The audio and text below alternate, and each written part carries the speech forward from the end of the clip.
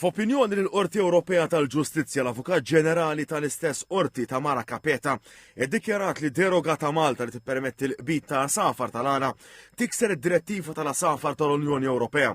Hija ta' din l-opinjoni fil-kawża li l-Kummissjoni Ewropea fetħet kontra Malta dwar id-deroga għar-riċerka tal-safar tal-għana.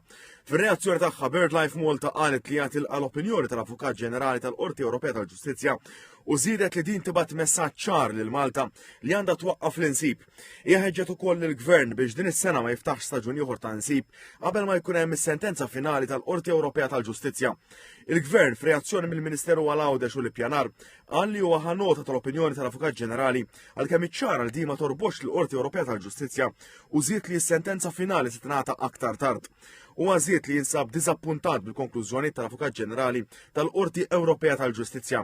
Għalkemm l-opinjoni trid tiġi eżaminata fil-fond, il-Gvern qal li jibqa' impenjat fil-kawża u lest li jerġa' jiftaħ proċeduri quddiem il-Qorti tal-Ġustizzja biex ikompli jiddefendi d-deroga tar-riċerka u l-interessi tal-kaċċaturi u tan-nassaba.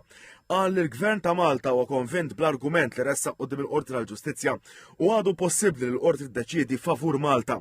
Intant l-ADPD qal li l-Qorti Ewropea għandha toqgħod fuq l-opinjoni esperta tal-Avukat Ġenerali tal-istess Qorti. L-ADPD tkellem kontra dak li ddeskriva bħala il-prattika errieda tal-insib għalla safar tal-għana u qal li b'dak li tqallet fil-qorti il-pajjiż jinsab fit-triq it-tajba li din il-prattika tinqata'. Minnaħa tagħhom il-kaċċaturi San Umberto nutaw b'dispjaċir dak li deskrivew bħala kritika mill-Avukat Ġenerali tal-Unjoni Ewropea u qal li dan qatt ma ġie Malta iżda minflok jiddependi għal kollox fuq rapporti mibgħuta minn BirdLife Malta. Qal li dawn ilhom snin jissiltu għal twaqqif totali tal-insib u saħansitra rċivew fondi mill-Unjoni Ewropea għal dan il-għan.